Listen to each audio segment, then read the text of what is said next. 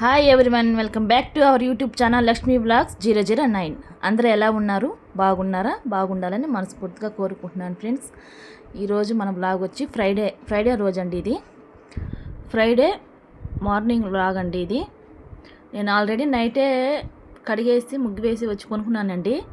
మా పాపకు తెలియదు, నేను కడగలేదేమనుకొని పొద్దున్నే 6 లేస్తుంది. 6 లేసి చదువుకుంటూ ఉంటుంది. రోజు ఏదో టెస్ట్ ఉందంట. తనకి భయం, చదివిందే చదువుతుంటుంది, మర్చిపోద్దేమోనని. పొద్దున్నే లేచి కడగలేదని కడిగి ఆమె లేపింది నన్ను. ఇలా కడిగాను మమ్మీ అని. నేను నైటే కడిగి ముగ్గేసానమ్మా అని చెప్పాను. తెలియదని చెప్పి కడిగేసింది. ఇంక సరే అని చెప్పి వెళ్ళి ముగ్గు వేశాను. నేను ముగ్గు వేసి వచ్చేసరికి తను రెడీ అయిపోయి చదువుకుంటా ఉంది. తనకి చాలా భయం, ఏదన్నా టెస్ట్ ఉందంటే చదువుద్ది, రాసద్ది, కానీ మర్చిపోతానని అదే పదే మళ్ళీ దాన్నే చదువుకుంటా ఉంటుంది. ఇంకా ఆ రోజు టెస్ట్ ఉందంటే పొద్దున్నే లేసేస్తుంది. లేపను కూడా లేపలేదు ఎవరు, తనే లేచి చదువుకుంటూ ఉంటుంది.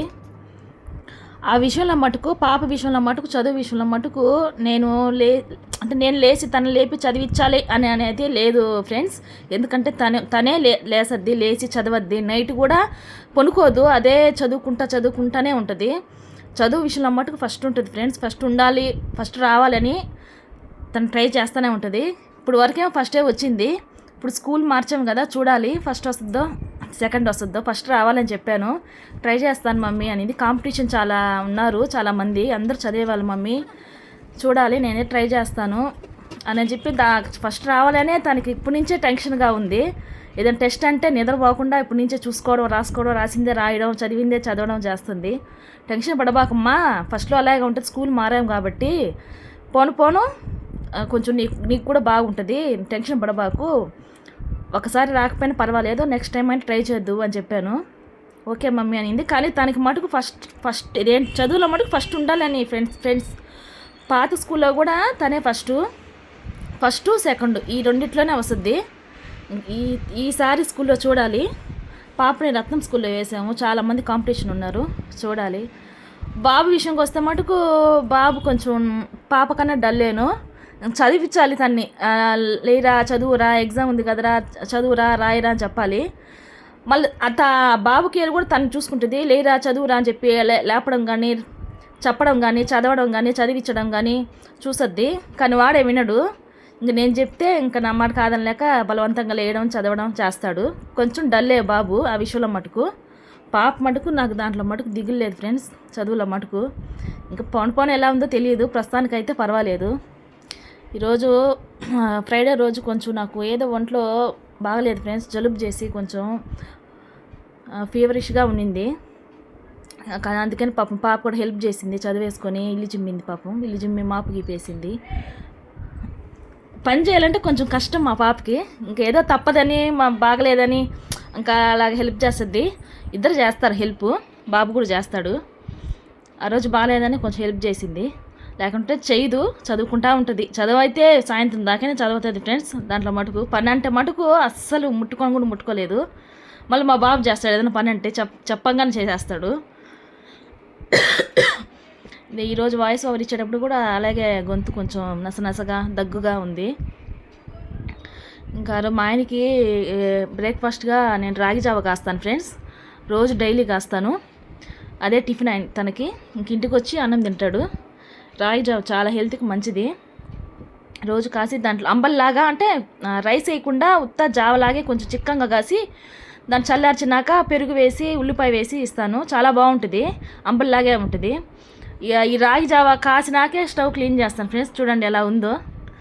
అందుకని ముందు క్లీన్ చేయను, అది పొంగేటప్పుడు మొత్తం స్టవ్ మీద అంతా పడి మళ్ళీ డబ్బుల పని అవుతుంది. అందుకని రాగి జావ కాసి స్టవ్ అంతా క్లీన్ చేసుకుంటాను. నైట్ పూట నేను అంట్లు గింట్లు ఏం తోమను, అలా వదిలేస్తాను. మార్నింగ్ లేచి చేసుకుంటాను. ఎక్కడికైనా బయటికి వెళ్ళాలి, ఏదైనా పని ఉండి పొద్దున్నే వెళ్ళాలి అనుకున్న మటుకు నైట్ అంతా చేసి పెట్టేసుకుంటాను. స్టవ్ అంతా క్లీన్ చేసుకుంటాను. స్టవ్ క్లీన్ చేయిందే నాకు ఇంకా ఏదైనా పని చేయాలంటే చేయలేను. అందుకే ముందు రాగి జావ ఇన్ని కాసలు పెట్టేసి స్టవ్ క్లీన్ చేసుకుంటాను. ఒక పక్క రాగి జావ కాస్తా, ఒక పక్క పిల్లలకి ఇడ్లీ పెట్టేశాను. ఆ తర్వాత ముందు స్టవ్ క్లీన్ చేసుకున్నాను ఫ్రెండ్స్. స్టవ్ అంతా క్లీన్ చేసుకున్నాక పిల్లలకి టిఫిన్ పెట్టేశాను. మనకి ఒంట్లో ఏదైనా బాగాలేనప్పుడే చాలా ఎక్కువ పని ఉంటుంది, అదేందో కానీ. నాకైనా లేకుంటే మీకు కూడా అలాగే ఉంటుందా? కామెంట్స్లో చెప్పండి నాకు. ఆ రోజు బట్టలు ఉన్నాయి, బట్టలు కూడా చాలా ఉన్నాయి. డే బై డే వేస్తాను నేను. ఆ రోజు చాలా ఉన్నాయి. ముందు పిల్లలకి ఇడ్లీ పెట్టేసినాక బట్టల కాడికి వెళ్ళాను. ఇవంట్లంతా క్లీన్ చేసి బట్టల కాడికి వెళ్దాం అనుకున్నాను ఫ్రెండ్స్. కానీ ముందు బట్టలు ఉతికేసాను. ఉతకాలనే ముందు పాపకి టిఫిన్ పెట్టేసి బట్టల కాడికి వెళ్దామని ముందు పాపకి టిఫిన్ పెడుతున్నాను.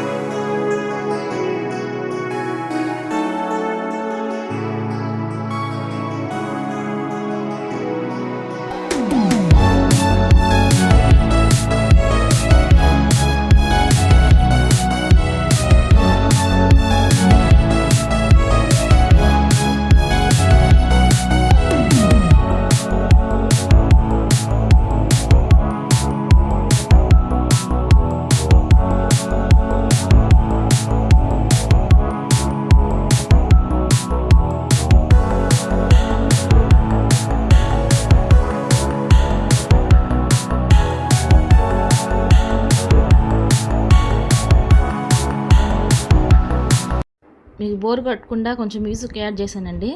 పూజ అయిపోయింది, పూజ చేసేసుకున్నాను. పూజ చేసుకుంటే మటుకు ఆ రోజంతా కొంచెం ప్రశాంతంగా ఉంటుంది ఫ్రెండ్స్. డైలీ చేస్తాను పూజ. ఆ రోజు చేయకపోతే మటుకు ఏదోలా ఉంటుంది. కంపల్సరీ చేస్తాను. ఇంకా చేయకూడదంటే తప్ప. ఇంకా వంట చేస్తున్నాను ఫ్రెండ్స్.